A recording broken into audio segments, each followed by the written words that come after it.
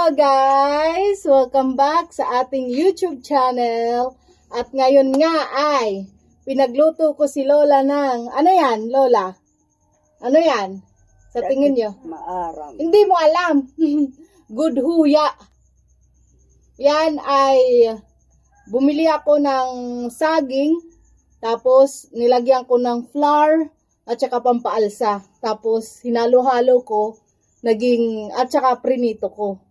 Ano? Ayan. So, titikman nyo kung masarap. Mamaya, Lola. Ayan. Good huya. Tapos, meron tayong mango para kay Lola at meron tayong Yakult. Ayan. Para healthy si Lola. So, ang Yakult ni Lola, buksan muna natin. Ano, Lola? Baka mamaya kailangan nyo ng panulak. Yan. Ay. Yan. So, prepare lang natin yung kay Lola. Tapos, yung tubig pala ni Lola, ano? Teka lang. Stay put lang muna kayo. So, ayan, nagbabalik tayo. May tubig na si Lola. Andito. Yan. So, sige Lola, ngayon, papatikman ko sa inyo kung ano ang lasa ng aking nilutong good huya. Ayan, Lola. So, yan, Lola. Sige, go. Yan. So, habang tinitikman ni Lola, mainit-init pa yan. Titikim din tayo. Yan. Kain tayo, guys. Ayan, oh. Masarap. Masarap yan.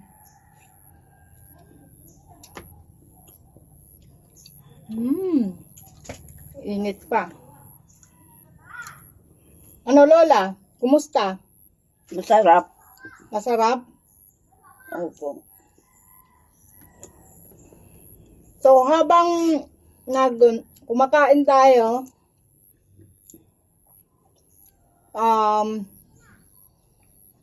tanungin natin si Lola kung kumusta na ang kanyang pakiramdam. Lagi natin yan itatanong kay Lola. Kumusta na, Lola, ang pakiramdam nyo? Okay la.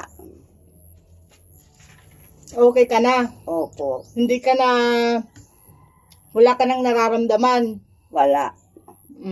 Buti naman. Ayan.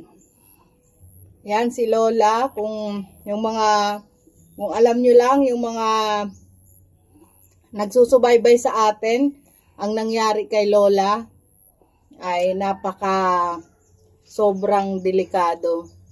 Kasi nasa stage na siya ng nasa 50-50, ganon.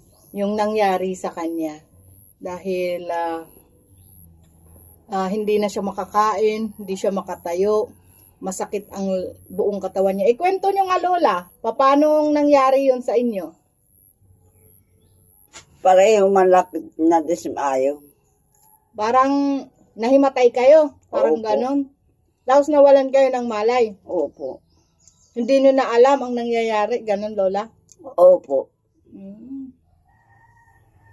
Tapos, nung last minute, alam nyo guys, nung pangalawang ospital ni Lola, nung tinanong ko si Lola kung magpapa-ospital kami, siya ang nagdesisyon. Sabi niya, kung anong desisyon ko daw, yun daw ang gagawin natin.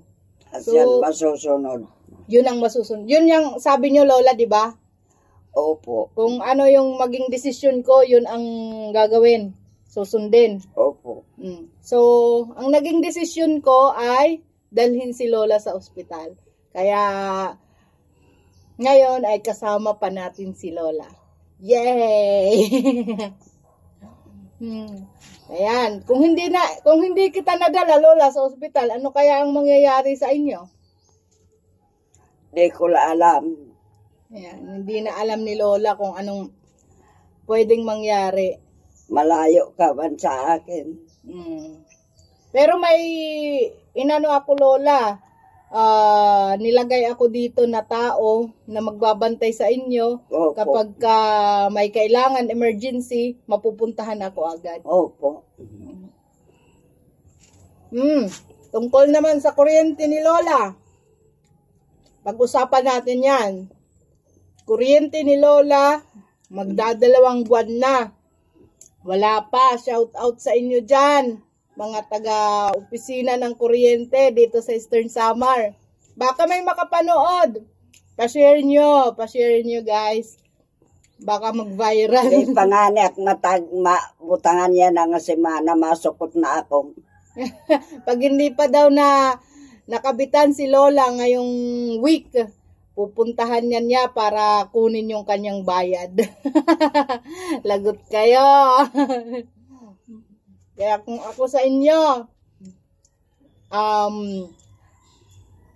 kabitan nyo na si Lola ng kanyang kuryente. Ano? So, shout out sa inyo dyan, mga taga...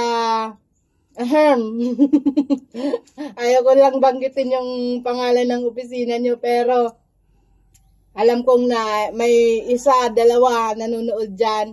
Baka naman, di ba? Ang tagal-tagal na. Nag-aantay na yung mga followers natin kung ano ng balita. Yan. Kain tayo, guys. Kain. Ano, Lola, masarap? Po. Inom kayo ng Yakult. Cheers. Lola, cheers. Cheers.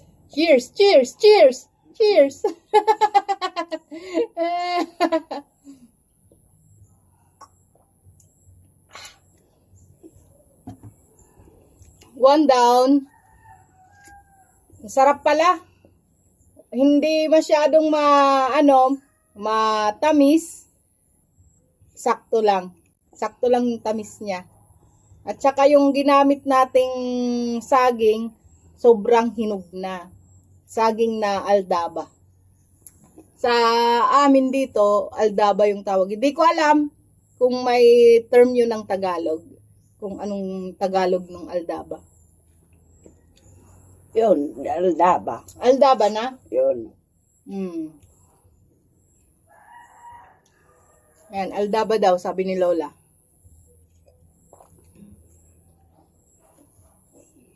Kain kayo ng mangga nyo, Lola.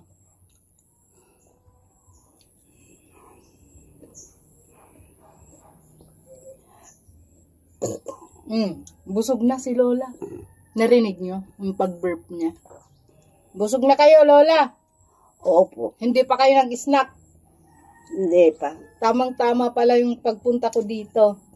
Nakapag-snack kayo. Ano? Ayan. Tsaka kung may mga tanong pa kayo, kung may mga gusto kayong i-vlog natin, i-comment nyo sa comment section. At tsaka yung next nga pala natin na gustong-gusto natin gawin. Nung hindi pa nagkakasakit si Lola, ay babalikan natin yung mga sa palengke na kung saan nangihingi si Lola ng kanyang pagkain, isda, gulay, bigas, ganyan, hinihingi ni Lola yon. Babalikan natin yon kapag talagang magaling na si Lola, malakas na. Babalikan natin yon. Lahat ng papupunta kami doon ni Lola, mag-social experiment kami. Ang gagawin ni Lola ay manghihingi doon sa palengke kung saan siya nanghihingi. Kapag kung sino ang magbigay sa kanya ay babayaran natin. Ano, Lola? Opo. Yun ang kinikwento ko sa'yo dati pa. Hindi natin nagawa kasi nagkasakit ka eh. Yun. Maganda yun. Babayaran natin kapag may nagbigay kay Lola kung magkano yung amount na yun. Isda. So, ayaw nyo na, Lola? Mangga. Kain pa kayo. Busog na ako. Ay, busog na kayo. Yun lang ang mukbang natin. So, yun yan. Nagtatapos ang ating vlog. At sana ay huwag niyong kalimutan mag-like, comment, at mag-subscribe. Ayun lang. At saka kung may mga gusto kayong ipagawa sa amin ni Lola ay huwag kayong Langanin. yun. Huwag kayong mag-alangan na i-comment dito sa baba. Ayan. Thank you for watching. Bye-bye, Lola.